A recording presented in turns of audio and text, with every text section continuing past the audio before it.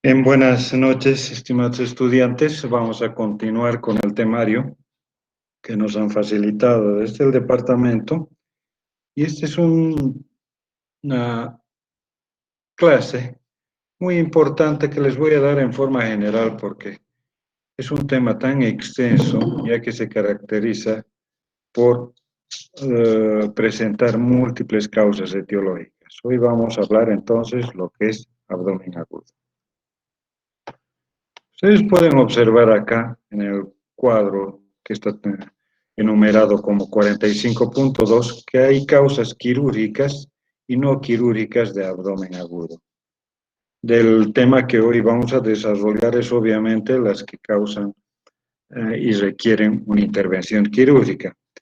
Existen, de acuerdo a la clasificación de Chrisman, el abdomen agudo hemorrágico, el inflamatorio, que estaría como infección acá, el perforativo, el obstructivo, el vascular y otras causas más que son de origen no abdominal y que podrían simular un abdomen agudo quirúrgico. Para mencionarles algunos de ellos, el hemorrágico siempre va a estar a la cabeza del trauma abdominal. Luego tendremos en orden más o menos de frecuencia de presentación el embarazo ectópico roto, luego divertículos gastrointestinales, las úlceras, la pancreatitis necrohemorrágica, etc. Pero dentro de los abdómenes agudos, probablemente el inflamatorio sea el más común y una de ellas, la primera causa de abdomen de estas características es la apendicitis aguda y luego vienen las colecistitis, diverticulitis y aquí faltaría aumentar más la pancreatitis aguda, que puede dividirse en su forma edematosa y en la necrohemorrágica. ¿Me están escuchando? Hola. Sí, doctor, buenas tardes. Un favor, doctor, no están tan enfocadas las diapositivas, no se ve toda la diapositiva, doctor. Por favor. Solo está. A ver, ¿ahora se ven? ¿Están observando bien la diapositiva? No, doctor, está mal enfocada porque se ve drome y abajo se ve agresivo, o sea, falta sin y Buenas tardes, las doctor. palabras En no mi caso se ve entrecortada la imagen. Ya, a ver, un momento. Se ve agrandada, doctor. Sí, por favor, doctor.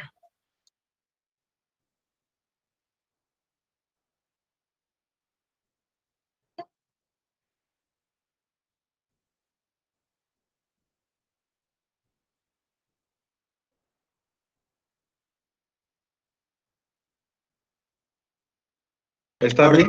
¿Ahora Sí. está bien? Sí, doctor. Ya, qué bueno. Muchas gracias. Bueno, proseguimos entonces.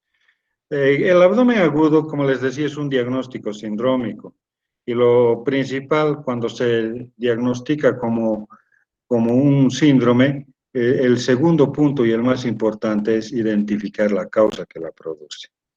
Tiene varias definiciones, una de ellas es que es de origen múltiple, inespecífico, progresivo y potencialmente normal, y la evolución de los síntomas varían desde minutos hasta horas. En algunas otras definiciones que se encuentran en la literatura científica, vemos de que un dolor abdominal que tenga más de 6 horas de evolución, recién se debería, y tomen bien en cuenta eso, definir como un abdomen agudo. También se ha visto de que esta patología ocasiona alteraciones locales y sistémicas que dependerán, obviamente, de su causa etiológica y de su etapa evolutiva. Por lo tanto, requerirán, por su gravedad, de un diagnóstico y tratamiento oportuno, porque de eso va a depender el pronóstico que vaya a tener el paciente. ¿Con qué frecuencia ocurre? Vamos a encontrar esta enfermedad en todas las edades de la vida, pero es más frecuente en los pacientes jóvenes y adultos y luego posteriormente con algunas pequeñas variantes en la tercera edad. Es muy poco frecuente observar en los pacientes pediátricos porque las causas más comunes que las presentan raramente se observan en el paciente pediátrico. Por lo tanto, para ustedes, a partir de los 15 años, debería ser una edad donde se podrían presentar un abdomen agudo. La mortalidad se va a depender si existe una sepsis de origen peritoneal a consecuencia de cuadros abdominales con perforación de vísceras huecas o, lo que es más importante hoy en día, el retraso en el diagnóstico y por ende el tratamiento que debe ser oportuno, porque cuando es tardío la mortalidad se incrementa. ¿Qué deben ustedes saber del abdomen agudo? En primera instancia, de que existen 3 tipos de dolor. El dolor llamado visceral es aquel que es un dolor poco definido, mal localizado, y como les dije en la primera clase, frecuentemente se debe a una inflamación del peritoneo visceral, y de ahí que sus características nos permitan no diagnosticar el lugar preciso o de qué vísceras se encuentra comprometida. Este dolor de tipo visceral puede ser medial, cuando hay un compromiso de las vísceras peritoneales o lateral, cuando compromete las vísceras retroperitoneales. Entonces, si ustedes ven con esta medial o lateral, probablemente no puedan realizar ningún diagnóstico.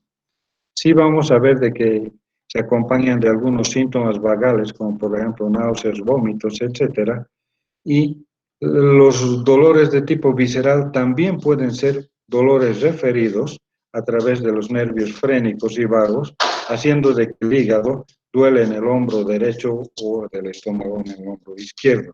Y saben ustedes por el factor anatómico que no están en esa localización. Entonces, ¿qué hacemos? Debemos buscar y encontrar, para tener un diagnóstico de más precisión, el dolor de tipo somático. Este dolor de tipo somático va a ser un dolor más localizado porque está inflamada el peritoneo parietal y las raíces de los mesenterios. Entonces el dolor será agudo, intenso y podrá ser entre superficial o profundo dependiendo de las estructuras anatómicas que sean comprometidas. Estos dolores siempre son agravados por el movimiento y se acompañan de una contractura muscular, como por ejemplo en los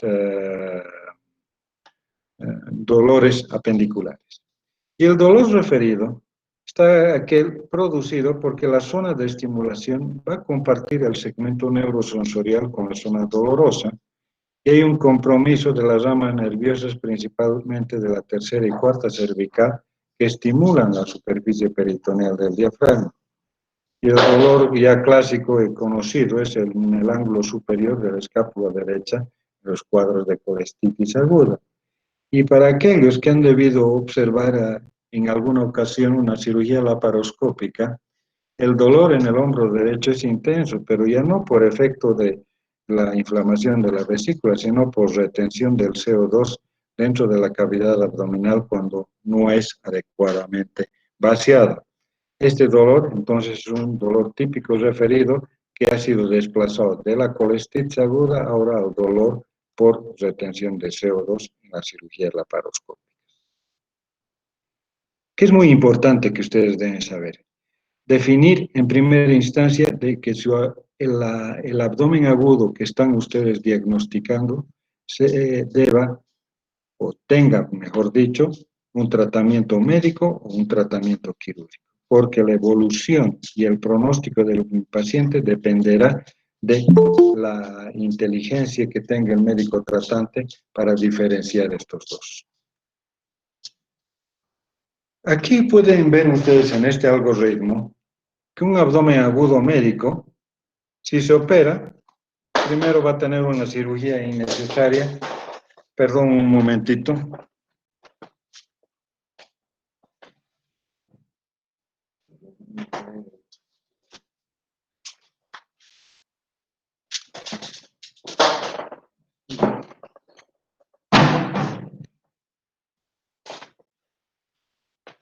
Mil disculpas.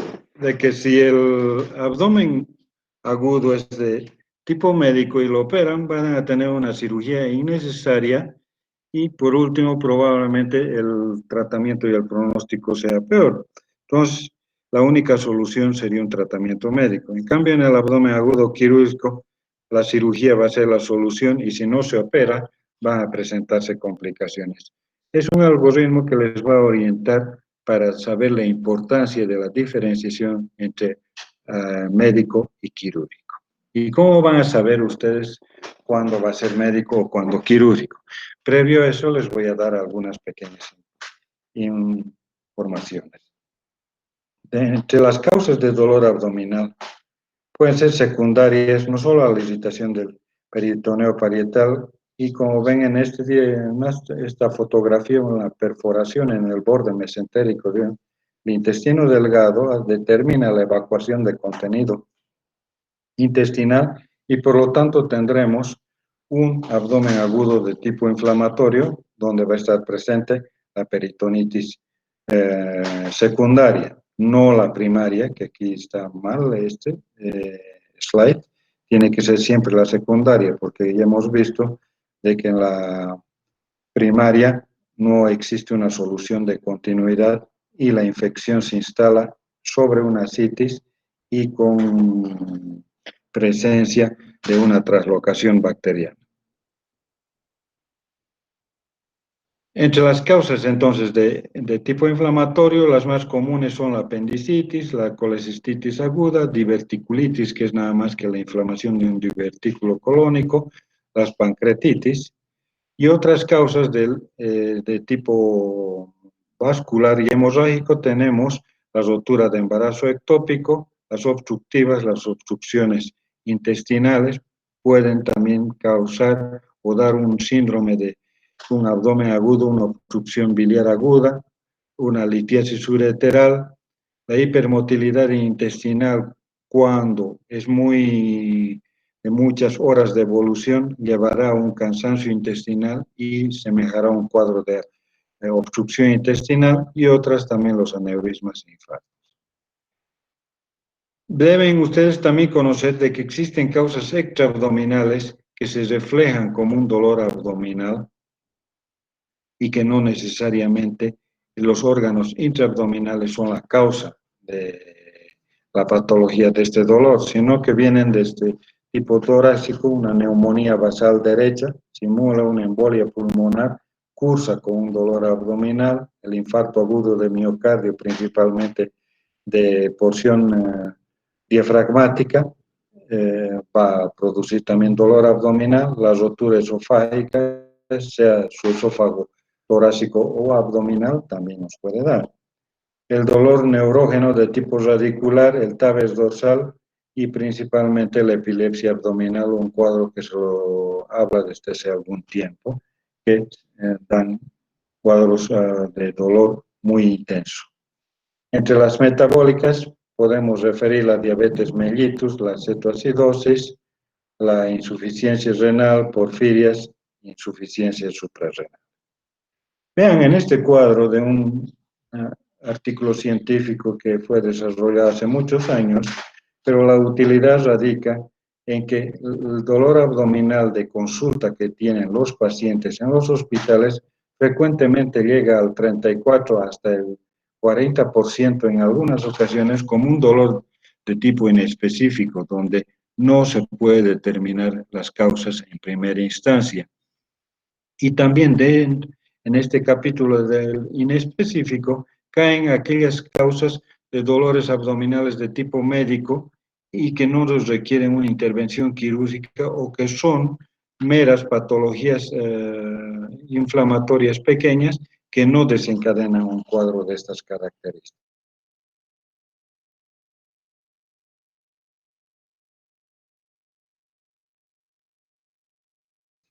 Perdón. Luego, recién viene la apendicitis aguda, en un 7.5%, cuadros de obstrucción en el 6%, colecistitis, patología ginecológica, y ese es el orden de presentación que frecuentemente se ven en los servicios de emergencia y en las consultas quirúrgicas de todos los hospitales generales. Ya saben esta división de los 9 cuadrantes que los han llevado ustedes en semiología y su representación de los órganos a ese nivel. ¿Ya?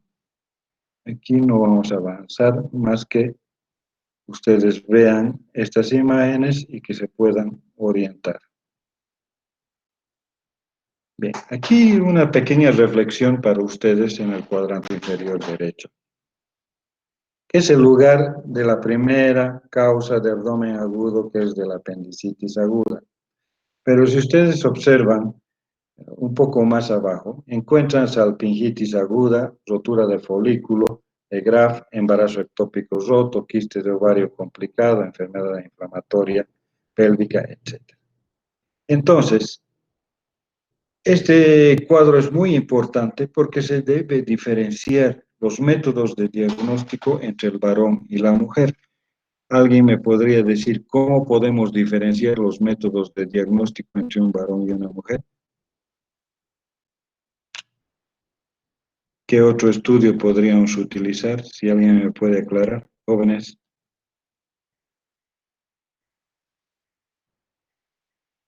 ¿Han escuchado, no? ¿Sí? ¿La pregunta? ¿Tiene alguien para responder algo? ¿Están escuchando, jóvenes? Porque me da la impresión de que estoy hablando solo. ¿Están escuchando, no? Sí, doctor. Ya. ¿Te escucha?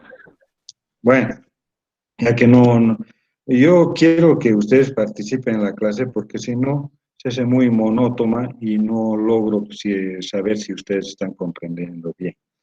Todo dolor en el cuadrante inferior derecho en un varón, ¿qué diagnóstico debería ser? O por lo menos en la fosa ilíaca derecha. A ver, Apendicitis. aguda, ¿no ve? Y si hay un dolor en la fosa ilíaca derecha en una mujer, ¿qué diagnóstico deberíamos poner? Bien.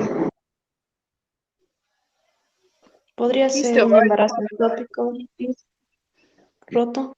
Folículo de Graf roto. Ya, ustedes entonces están dando la respuesta. Podríamos tener un folículo de Graf, un embarazo ectópico, un quiste de ovario complicado. Entonces, ¿qué ayuda diagnóstica más requeriríamos?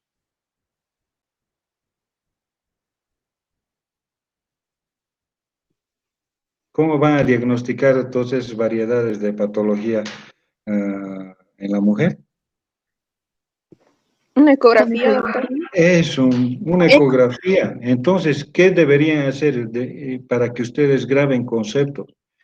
Paciente, varón que vean con dolor en fosa ilíaca derecha, el diagnóstico es apendicitis aguda hasta que se demuestre lo contrario. Como diagnóstico clínico, ¿me están entendiendo? Pero cuando encuentren una mujer dolor en fosa ilíaca derecha, no puede ser su diagnóstico de certeza una apendicitis aguda porque existen genitales internos a ese nivel y que podrían simular un cuadro de una apendicitis aguda.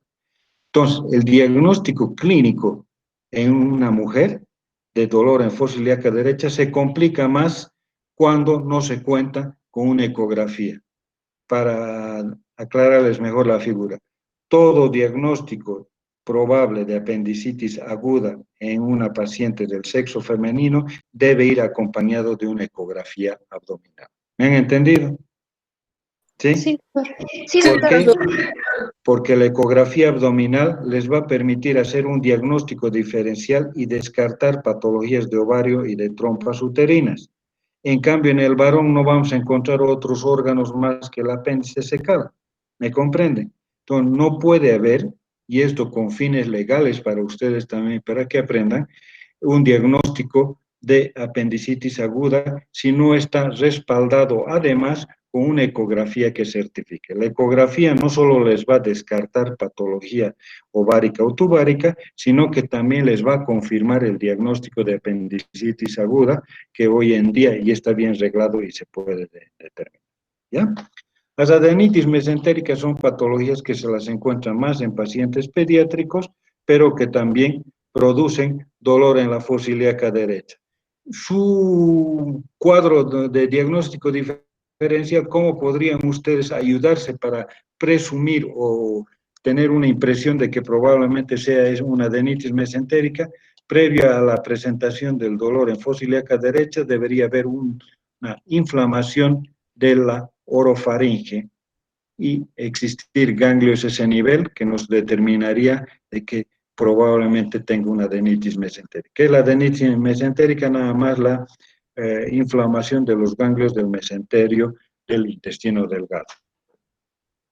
Otros son la ileitis regional, el ciego perforado y las hernias. Entonces, en la clasificación de Bocuse, es una cuando se ven varias patologías, ha ayudado en algo esto de grupos A, B y C. En el grupo A, por ejemplo, ponen, según Bocuse, que los padecimientos intraabdominales que requieren cirugía inmediata son la apendicitis aguda complicada o no complicada, porque requiere también la no complicada con absceso o perforación, requiere también intervención quirúrgica, las obstrucciones intestinales con estrangulación, perforaciones de víscera hueca, colecistitis agudas complicadas, aneurismas, quistes de ovario, pancreatitis aguda, etc. Todas ellas entran en el grupo A, que van a requerir una cirugía inmediata. Los del grupo B son los que no requieren cirugía de emergencia. ¿Me están entendiendo?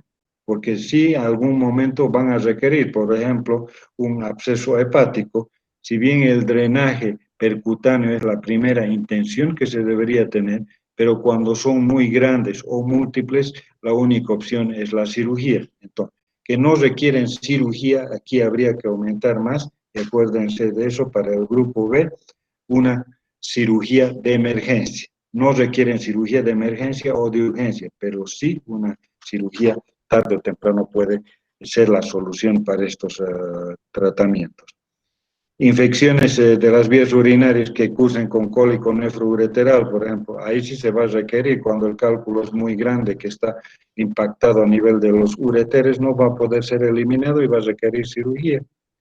Procedimientos ginecológicos en la enfermedad pélvica inflamatoria que está producida por la gonorrea como una causa común, algún momento pueden requerir cirugía cuando se forma un absceso localizado.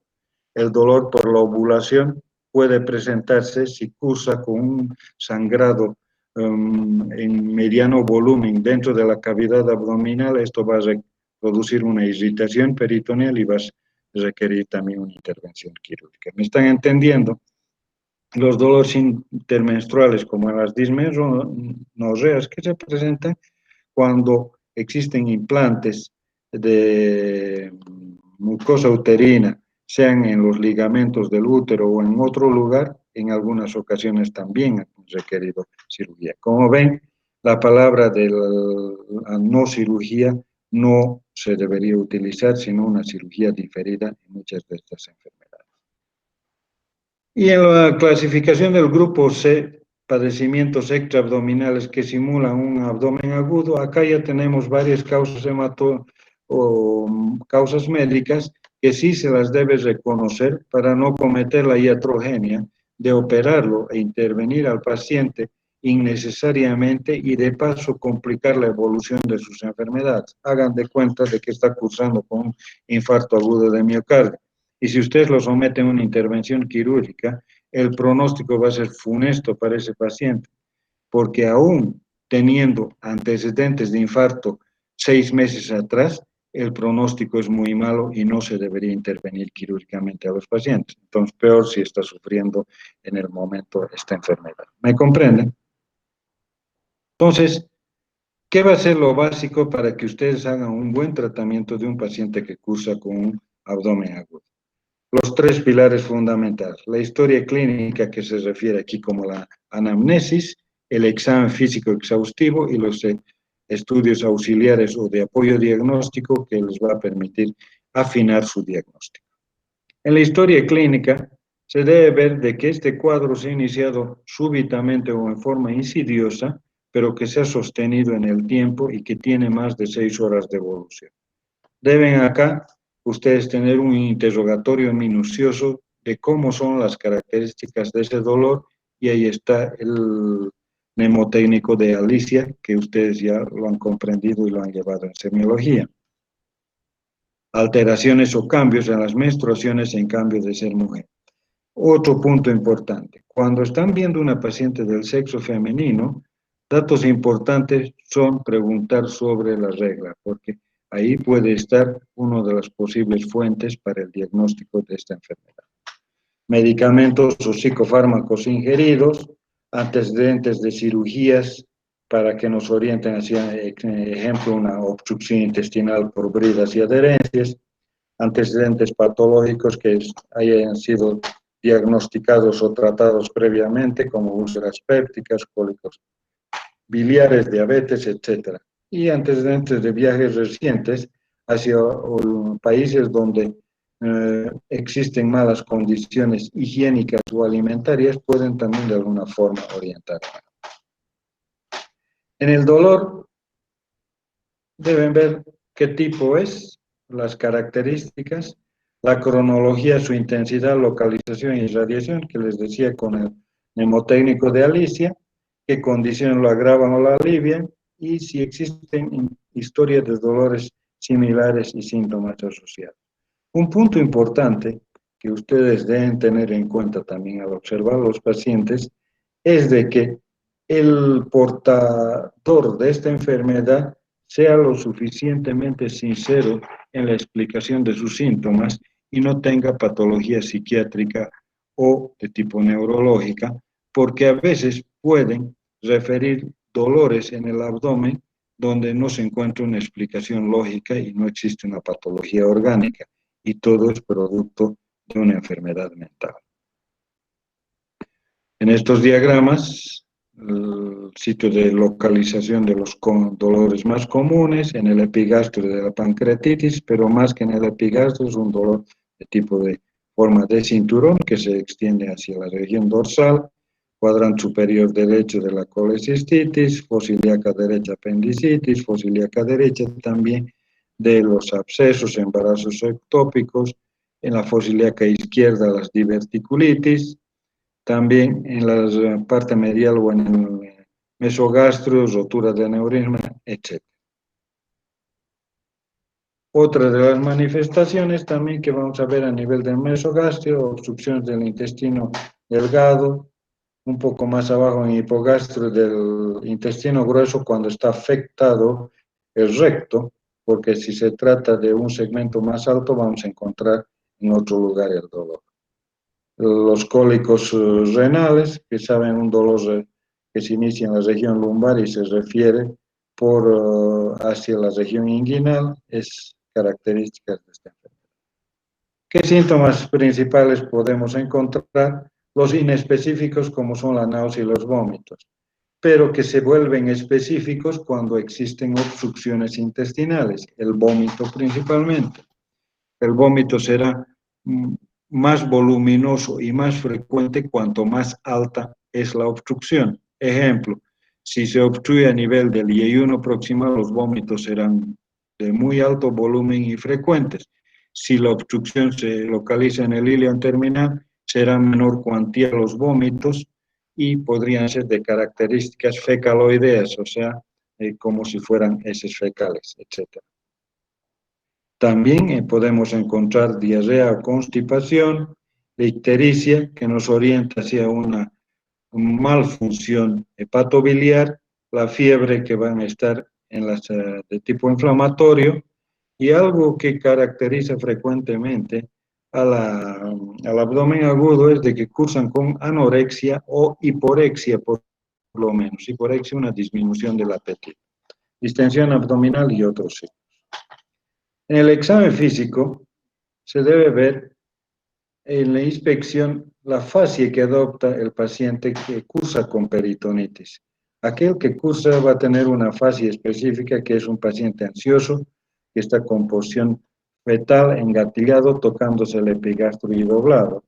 Y en el abdomen vamos a encontrar que si existe alguna asimetría, si se trata de una obstrucción intestinal, sea del intestino delgado, que es una distensión simétrica, pero cuando es del intestino grueso es asimétrica, más en el flanco y fosa ilíaca izquierda, cuando es un bulbo de sigmoides, etc. Cómo está el peristaltismo, cómo se encuentran, si se pueden palpar masas visibles en la palpación. En la auscultación es útil determinar los ruidos intestinales, si están aumentados o disminuidos, y cuando vamos a encontrarlos acelerados o disminuidos. Pero existe un signo que se denomina el silencio sepulcral, donde no se ausculta los ruidos intestinales. ¿Alguien me podría decir qué patología provoca esta enfermedad?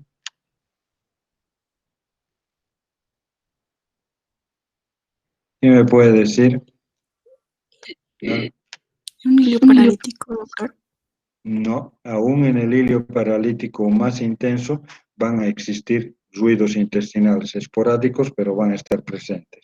El silencio sepulcral... ¿Peritonitis, doctor? No, van a encontrar también ruidos hidroaéreos esporádicos. Infarto de... ¿Perdón? Sí, está bien. Infarto de intestino delgado, tal vez, doctor. Ya. Se denomina trombosis mesentérica. Una trombosis mesentérica extensa, o sea, que es la presencia de coágulos a nivel de los vasos venosos o arteriales del intestino delgado y del grueso, provocan lo que se denomina el signo de silencio sepulcral. No va a existir ningún ruido hidroaéreo o intestinal. ¿Por qué? Porque cuando se ausculte ese silencio, indica de que las asas intestinales se encuentran necrosadas, por lo tanto muertas, y no va a haber ningún movimiento intestinal. ¿Entendido? En la percusión es otra parte del examen semiológico abdominal que les va a ayudar para ver entre matidez y timpanismo. El timpanismo, presencia de aire; matidez, presencia de líquido a ese nivel. Y la palpación, que es el factor más fundamental y que quiero que aquí me entiendan ustedes para diagnosticar. ¿Cuál será el factor más importante de la palpación o el signo más importante para determinar que el abdomen agudo que ustedes están viendo sea de tratamiento médico o quirúrgico? ¿Quién me puede decir? El dolor, Ya, ¿qué características pero del dolor? dolor al rebote. Muy bien. Si ustedes tienen un abdomen que está muy adolorido o poco adolorido, pero tiene signos de irritación peritoneal, signo de Bloomberg positivo, ese abdomen es quirúrgico e independiente de la patología de sospecha que nosotros tengamos como causa primaria del síndrome de abdomen agudo, es quirúrgico. En otras palabras, si su diagnóstico de abdomen agudo cursa con signos de irritación peritoneal, ese abdomen se vuelve quirúrgico, independiente de que tengan la sospecha de que tiene una neumonía basal derecha, pero si está con signos de irritación peritoneal, algo ha debido suceder dentro del abdomen que provoque inflamación del peritoneo visceral y del parietal, y por lo tanto, lo más probable para su tratamiento es que requiera una intervención quirúrgica. ¿Me han entendido? ¿Sí? Sí, doctor. Sí, doctor. Ya. Entonces, lo primordial y para sellar el conocimiento en esta parte es de que los signos de rebote de irritación peritoneal presentes son los únicos que clínicamente, acuérdense, les va a ayudar a ustedes a determinar si es un abdomen agudo quirúrgico o médico. Y aquí tenemos algunos signos clínicos que son propios de cada patología, el de McBurney en el apéndice, el de Bloomberg también en el apéndice, pero que ahora es un signo universal para la irritación peritoneal, el de Murphy para la vesícula, el del obturador para el apéndice, lo mismo Soa, Ropsey y Aron, etc. ¿Qué exámenes complementarios ustedes encontrarán? Nuevamente, en el hemograma común y corriente, ustedes lo que deben determinar es dos cosas. Uno, si ese recuento leucocitario, junto con la presencia de neutrófilos y de formas jóvenes como los callados, les indican que hay una desviación a la izquierda y que existe un proceso infeccioso. Y en segundo lugar, si la hemoglobina y el hematocrito están en valores bajos, que cursan con una anemia o están en valores normales. Los electrolitos séricos, la urea y la creatinina, les van a indicar a ustedes el grado de hidratación de ese paciente en el momento que están obteniendo la consulta. ¿Me entienden? Si tiene una urea y creatinina elevada, significará que está cursando con una insuficiencia renal, y si los electrolitos están aumentados o disminuidos, que cursan con una deshidratación. Las pruebas de función hepática y enzimas pancreáticas les van a orientar hacia un diagnóstico etiológico de alteración hepática vesicular o de enfermedad pancreática. Los gases arteriales les indicará si está con acidosis, con hipoxemia, con hipercapnia.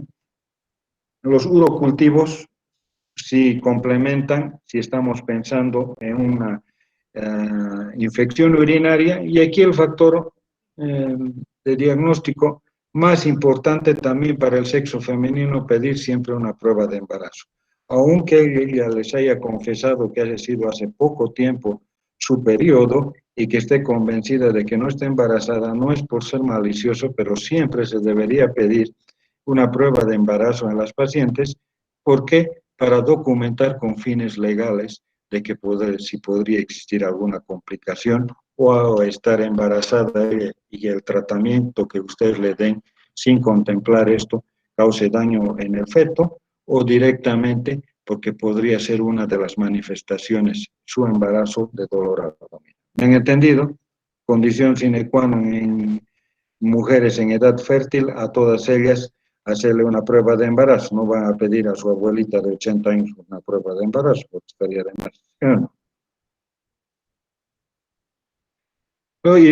Y por último, los estudios de imágenes, que son de los más importantes. Desde la radiografía de tórax, que ya se considera una parte de las pruebas básicas que se debe tomar a un paciente, hasta las de abdomen, cuando se sospechan principalmente patología de tipo obstructiva intestinal, aunque también puede ayudar si existen algunos cálculos radioopacos, como por ejemplo en los renales o en los vesiculares, si existen niveles hidroaéreos, aire subdiafragmático, etc.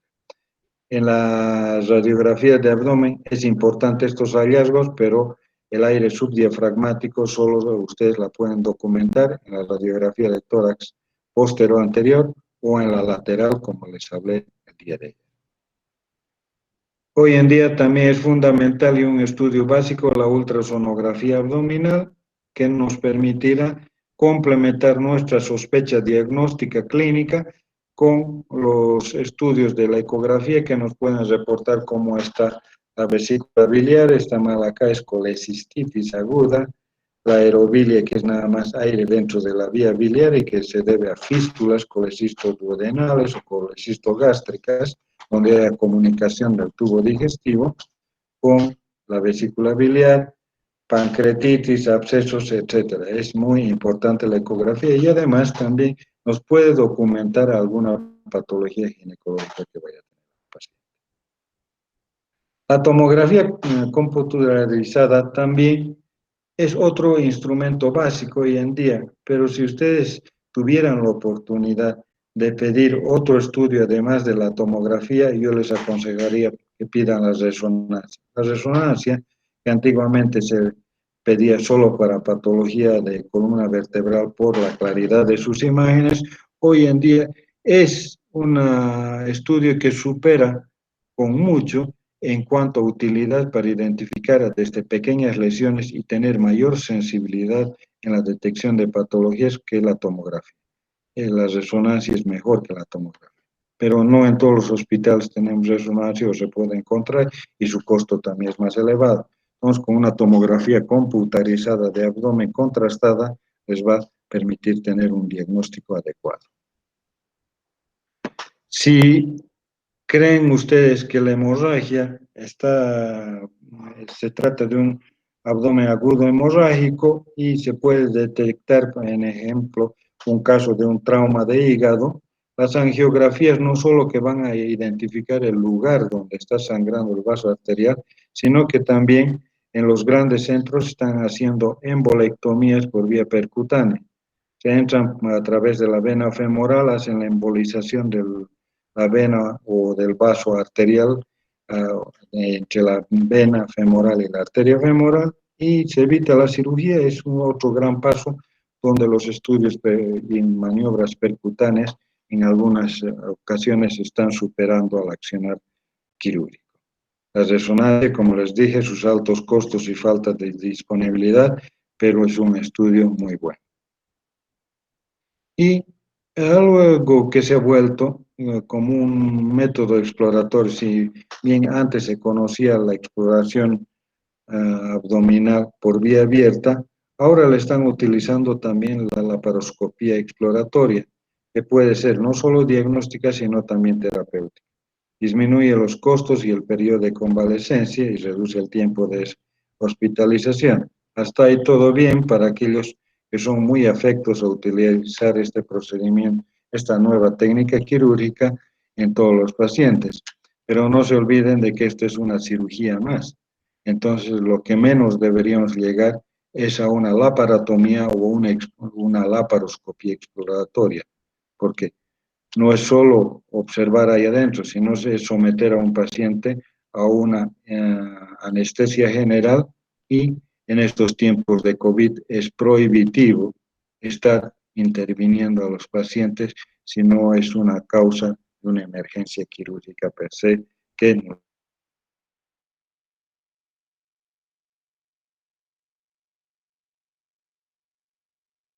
obliga.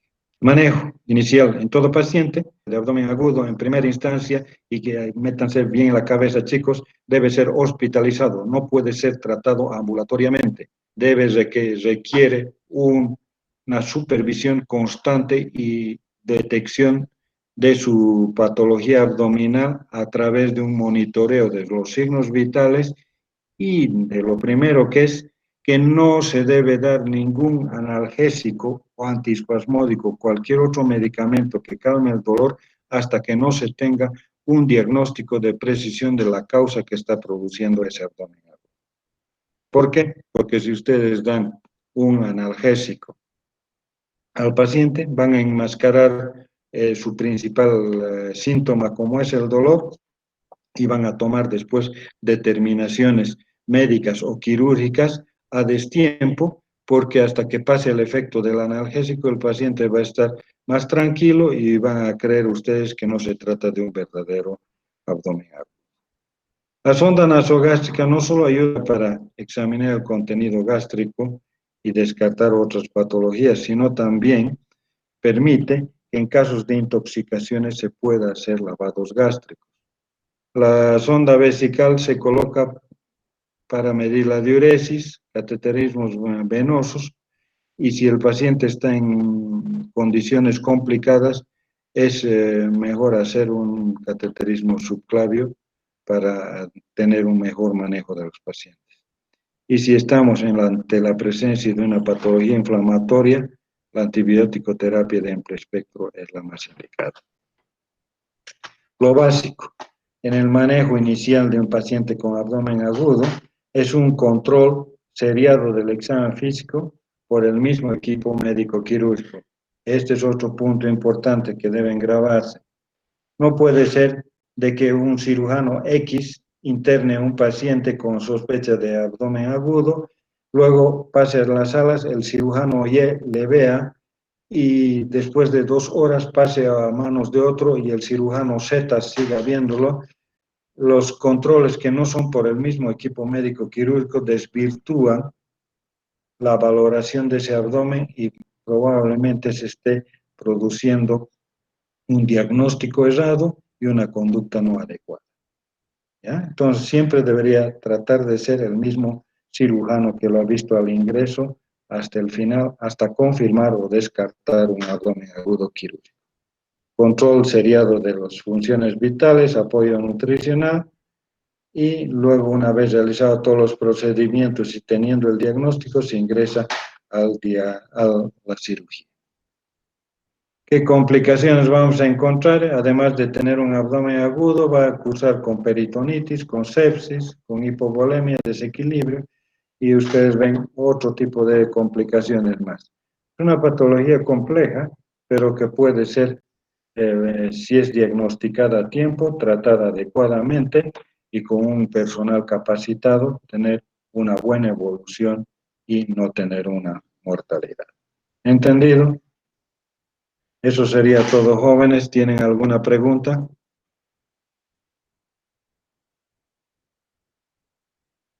¿Alguna pregunta, chicos? ¿Ninguna? Ninguna, doctor. Bueno. Bien. El día de mañana vamos a concluir con el último tema que me toca exponer. Y bueno, ha sido un gusto el pasar clase con ustedes. Espero de que hayan sido comprendidos los temas, de que les haya gustado. Y en cualquier ocasión ustedes me comunican si tienen algún otro problema más. ¿Ya? Está ¿Está bien, bien? está bien, doctor. Está bien, Muchas doctor. gracias. Listo. Buenas Gracias. noches. Que les vaya bien.